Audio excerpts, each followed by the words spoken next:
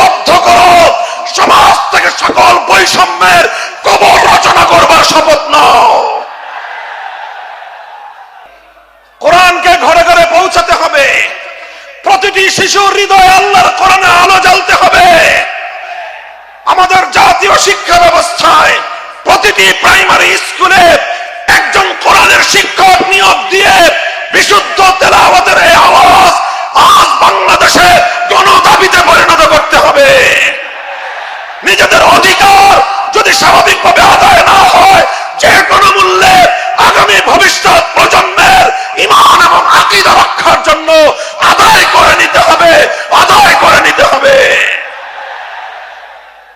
বাংলাদেশ বাংলাদেশ বাংলাদেশ নিয়ে আমার আখেরি বার্তা এখন হলো, বিপ্লবের জন্য বাংলাদেশ উর্বর হয়ে আছে। কথা বলেন ঠিক না বেঠিক? বৃষ্টির পানি পড়লে যেভাবে যেভাবে শীতকালের পরে বৃষ্টির পানি পড়ার সঙ্গে সঙ্গে ফসলের মাঠ যেমন চাষাবাদের জন্য উর্বর হয়ে যায়, আবু সাইদ, মুগ্ধ, সিফাত হাসান, এভাবে আমাদের অসংখ্য অগণিত বীর শহীদদের রক্ত ভেজাই বাংলার মাটি এখন ইসলামী বিপ্লবের জন্য উর্বর হয়ে আছে, আল কোরআনের বিপ্লবের জন্য উর্বর হয়ে আছে। এই সমাজ, এই জমিন এখন বিপ্লবী চায়। সে বিপ্লব আব্রাহাম লিঙ্কনের আদর্শের বিপ্লব নয়, সে বিপ্লব কার্ল মার্কস, মাও সেতুং আর লেনিনদের বিপ্লব নয়। বাংলার মাটি আরেকটা বিপ্লব দেখতে চায়, সে বিপ্লব হবে আল কোরআনের বিপ্লব, সে বিপ্লব হবে ইসলামী সমাজ গঠনের বিপ্লব। সেই বিপ্লবের জন্য 2000 যুবক নয়, যদি 2 লক্ষ যুবকের তাজা বুকের শাহাদাতের রক্তের প্রয়োজন হয়, সে রক্ত দেওয়ার জন্য শহীদ ঈদগাহে কারা কারা জমায়েত হবে, কারা কারা জমায়েত হবে। আমরা যে কথা বলছি, কোরআনকে ঘরে ঘরে পৌঁছাতে হবে, প্রতিটি শিশুর হৃদয়ে আল্লাহর কোরআনের আলো জ্বালতে হবে। আমাদের জাতীয় শিক্ষা ব্যবস্থায় প্রতিটি প্রাইমারি স্কুলে একজন কোরআনের শিক্ষক নিয়োগ দিয়ে বিশুদ্ধ তেলাওয়াতের এই আওয়াজ আজ বাংলাদেশে গণদাবিতে পরিণত করতে হবে। নিজেদের অধিকার যদি স্বাভাবিকভাবে আদায় না হয়, যে কোনো মূল্যে আগামী ভবিষ্যৎ প্রজন্মের ঈমান এবং আকীদা রক্ষার জন্য আদায় করে নিতে হবে, আদায় করে নিতে হবে।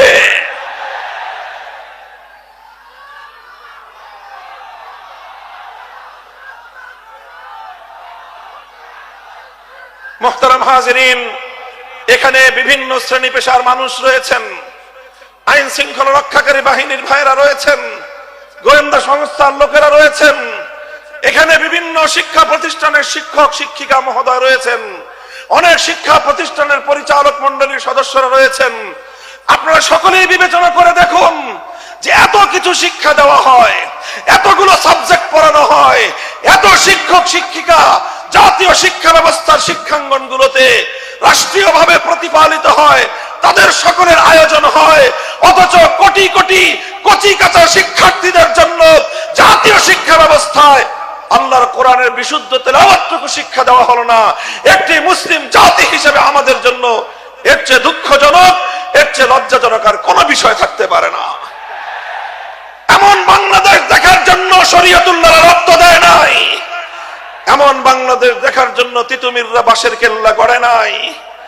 আমাদেরকে অনেক বঞ্চিত করা হয়েছে, আমাদেরকে বিপদগামী করার জন্য জাতীয় আন্তর্জাতিক আভ্যন্তরীণ এবং বহির শত্রুরা একযোগে অনেক ষড়যন্ত্র করেছে। এবার সমস্ত ষড়যন্ত্রের জাল ছিন্ন করবার সময় এসেছে। আমরা সকলেই যদি যার যার জায়গা থেকে এই আওয়াজ উঠাই যে সব শিক্ষা থাকতে পারবে, সমস্ত কিছু শিখবে আমাদের শিক্ষার্থীরা, প্রাইমারি লেভেলে অন্তত বিশুদ্ধ তেলাওয়াতের শিক্ষা থাকবে না কেন? আল্লাহ পাক রব্বুল আলামিন আমাদের এই ঈমানি দাবি উপলব্ধি করে এই রাষ্ট্র ব্যবস্থাকে যথাযথ পদক্ষেপ গ্রহণ করার তৌফিক দান করুন। এটা ছিল প্রথম কর্মসূচির কথা বলছিলাম। ইয়াতলু আলাইহিম আয়াতিক, এমন একজন পয়গম্বর, যেই পয়গম্বরের প্রথম কর্মসূচি হবে আল্লাহর কোরআনকে তেলাওয়াত করে শোনানো, কোরআনে পাকের রিসাইটিং, কোরআনের পাঠ, কোরআনের রিডিং পড়ে শোনানো। এটাই হলো একটা বৈপ্লবিক কর্মসূচি। রাসূল আকরাম সাল্লাল্লাহু আলাইহি ওয়াসাল্লামের দ্বিতীয় কর্মসূচির কথা আল্লাহর কোরআন বলছে, ওয়া ইউআল্লিমুহুমুল কিতাব। যে কোরআনের তেলাওয়াত হলো, যে কোরআন পড়ে শোনানো হলো, এক নম্বর কর্মসূচির মাধ্যমে কোরআনকে তেলাওয়াত করে মানুষের কানে কানে পৌঁছে দেয়া হলো। এরপরে দ্বিতীয় কর্মসূচির শুরু হলো। দ্বিতীয় কর্মসূচিটা হলো ওয়া ইউআল্লিমুহুমুল কিতাব। যে কোরআনকে তুমি তেলাওয়াত করেছো, ওগো আমার নবী, এবার এই জাতিকে তুমি কোরআনে পাকের মর্ম বোঝাও, কোরআনের অর্থ বোঝাও, কোরআনের উদ্দেশ্য বোঝাও, কোরআনের ব্যাখ্যা বোঝাও। তাফসীরের মাধ্যমে মানুষের কাছে আল্লাহর মেসেজ এবং আল্লাহ পাকের পয়গাম গুলো বিশ্ব মানব জাতির কাছে তুলে ধরো। রাসূল আকরাম সাল্লাল্লাহু আলাইহি ওয়াসাল্লামের দ্বিতীয় দফা কর্মসূচির শিরোনাম হলো তালিমুল কিতাব, অর্থাৎ আল্লাহর কিতাবের মর্ম এবং তার ব্যাখ্যা শিক্ষা প্রদান করা। আল্লাহর নবী পবিত্র কোরআনে পাককে এভাবেই ব্যাখ্যা করে শিখিয়েছেন, মানুষকে বুঝিয়েছেন, কোরআনের অর্থ বুঝিয়েছেন। কোরআনের এক একটা শব্দ শব্দ করে আল্লাহর নবী এই উম্মতের সামনে তার মর্ম ব্যাখ্যা করেছেন। আল্লাহর নবী কোরআনে পাককে বোঝাতে গিয়ে যেই কথাগুলো বলেছেন, কিয়ামত পর্যন্ত আল্লাহর নবীর সেই কথাগুলোই হাদিসে রাসূল হিসেবে উম্মতে মুহাম্মাদিয়ার কাছে সংরক্ষিত এক মহান মূল্যবান আমানত। তিনি কোরআন শিক্ষা দিয়েছেন, কোরআনের মর্ম বুঝিয়েছেন, কোরআনের ব্যাখ্যা বুঝিয়েছেন। আল্লাহ পাক রব্বুল আলামিন মানব জাতিকে লক্ষ্য করে কি মেসেজ পাঠিয়েছেন, কি বার্তা তিনি দিয়েছেন, সেই বার্তা আর আল্লাহর সেই পয়গাম গুলো নবী আকরাম সাল্লাল্লাহু আলাইহি ওয়াসাল্লাম মানুষকে বুঝিয়েছেন। এটা হলো আল্লাহর নবীর 2 নম্বর কর্মসূচি।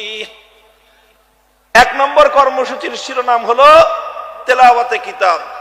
সবাই বলেন, 1 নম্বর কর্মসূচি হলো তেলাওয়াতে কিতাব। বলেন, 1 নম্বর কর্মসূচি কি?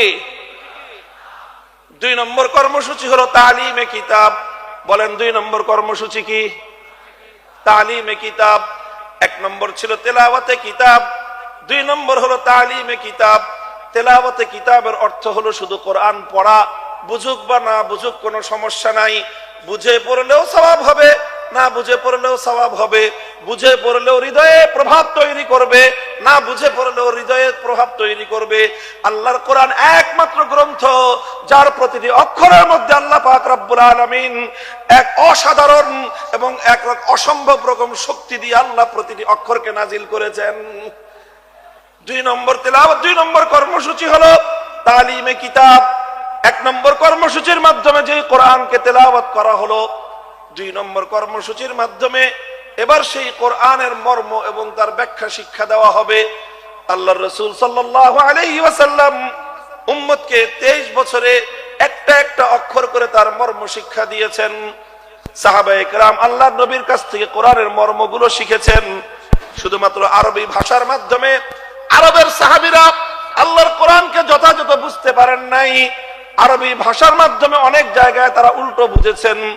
আল্লাহর উদ্দেশ্য তারা উদ্ধার করতে পারেননি, আল্লাহর মর্ম তারা উপলব্ধি করতে পারেননি, বরং আল্লাহর কোরআনের অর্থ বুঝতে গিয়ে সাহাবায়ে কেরামকে, আরবের মানুষকে প্রতিটি পদে পদে আল্লাহর পয়গম্বর মুহাম্মদুর রাসূলুল্লাহ সাল্লাল্লাহু আলাইহি ওয়াসাল্লামের দ্বারস্থ হতে হয়েছে।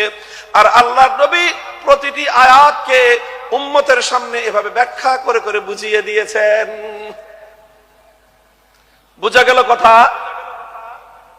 আপনারা রিপ্লাই দিয়েন, কথা বুঝতে পারলেন? তাহলে কোরআনে পাকের রাসূলুল্লাহ সাল্লাল্লাহু আলাইহি ওয়াসাল্লামের 1 নম্বর কর্মসূচি ছিল তেলাওয়াতে কিতাব। 2 নম্বর কর্মসূচি কি ছিল? তালিমে কিতাব। কি ছিল? তালিমে কিতাব। এটা ছিল 2 নম্বর কর্মসূচি।